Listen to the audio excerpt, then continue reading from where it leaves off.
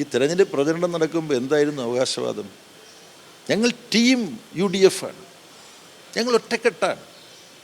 അത് കേൾക്കുന്നവർക്ക് അന്ന് തന്നെ അറിയായിരുന്നു ഈ ഒറ്റക്കെട്ടെന്ന് പറയുന്ന ആ കെട്ടെപ്പോഴാണ് പൊട്ടുക എന്നുള്ളത്. ആ കെട്ട് പൊട്ടി.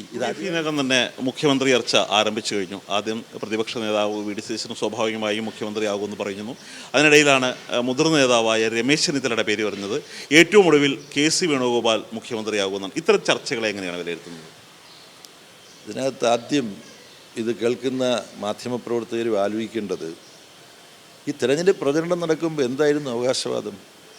ഞങ്ങൾ ടീം UDF ആണ്, ഞങ്ങൾ ഒറ്റക്കെട്ടാണ്. അത് കേൾക്കുന്നവർക്ക് അന്ന് തന്നെ അറിയായിരുന്നു ഈ ഒറ്റക്കെട്ടെന്ന് പറയുന്ന ആ കെട്ടെപ്പോഴാണ് പൊട്ടുക എന്നുള്ളത്. ആ കെട്ട് പൊട്ടി. ഇതാദ്യമായിട്ടല്ല, എത്രയോ തവണ ഉണ്ടായിട്ടുണ്ട്. പ്രഖ്യാപിക്കപ്പെട്ട കോൺഗ്രസ് സ്ഥാനാർത്ഥികളുടെ കോലം കോൺഗ്രസ്സുകാർ കത്തിച്ച അനുഭവമുണ്ട്. ധനപാലൻ്റെ കാര്യമാണ് ഞാൻ ഉദ്ദേശിക്കുന്നത്.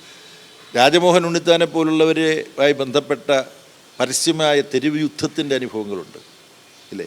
അപ്പോൾ ഈ കോൺഗ്രസ് എന്ന് പറയുന്നത് ഇങ്ങനൊരു അടിപിടിയുടെ ഒരു പ്രസ്ഥാനമാണ്. അത് ഞങ്ങളുടെ ആന്തരിക ജനാധിപത്യമാണെന്ന് അവർ അവകാശപ്പെടുന്നുണ്ട് എന്ന് മാത്രമേ ഉള്ളൂ. ഇപ്പോൾ മുഖ്യമന്ത്രി സ്ഥാനത്തെക്കുറിച്ച് അവർ ചർച്ച നടത്തി എന്തെങ്കിലും തീരുമാനത്തിലെത്തുന്നെങ്കിൽ അത് നല്ലത് തന്നെയാണ് അവർക്ക്. കാരണം അധികം ചർച്ച കൂടാതെ ആര് വേണം പ്രതിപക്ഷ നേതാവെന്ന് അവർക്ക് പെട്ടെന്ന് തീരുമാനിക്കാമല്ലോ തെരഞ്ഞെടുപ്പ് ഫലം വരുമ്പോൾ. അതിനപ്പുറം ഇതിന് യാതൊരു അർത്ഥവും ഞാൻ കൽപ്പിക്കുന്നില്ല. അല്ല, ഒരു ഹൈപ്പോത്തറ്റിക്കലുടെ ചോദ്യമാണ്. ഈ മൂന്ന് നേതാക്കന്മാരോട് ഒരേപോലെ ബന്ധമുള്ള ആളാണ് MA ബേബി. ഈ UDF അധികാരത്തിൽ വന്നാൽ മുഖ്യമന്ത്രിയായി കാണാൻ ആരായിരിക്കും ആഗ്രഹിക്കുന്നത്? അല്ല, UDF അധികാരത്തിൽ വന്നാൽ എന്ന അസംഭവ്യമായ കാര്യത്തെ മുൻനിർത്തി ഞാനെന്തിനാണ് ഒരു മറുപടി പറയുന്നത്?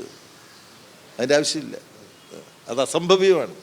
അപ്പോൾ VD സതീശൻ പ്രതിപക്ഷ നേതാവ് പറഞ്ഞിരിക്കുന്നത് 1 ഡസൻ മന്ത്രിമാരെങ്കിലും തോക്കുമെന്നാണ്. ഒരു മന്ത്രിയെങ്കിലും തോക്കും എന്ന് പറയാൻ പറ്റുമോ? അല്ല, ഇത് സംബന്ധിച്ച് ചോദ്യം ചോദിച്ചപ്പോൾ പിണറായി വിജയൻ പറഞ്ഞ മറുപടി ഞാനിപ്പോൾ ഓർക്കുന്നുണ്ട്.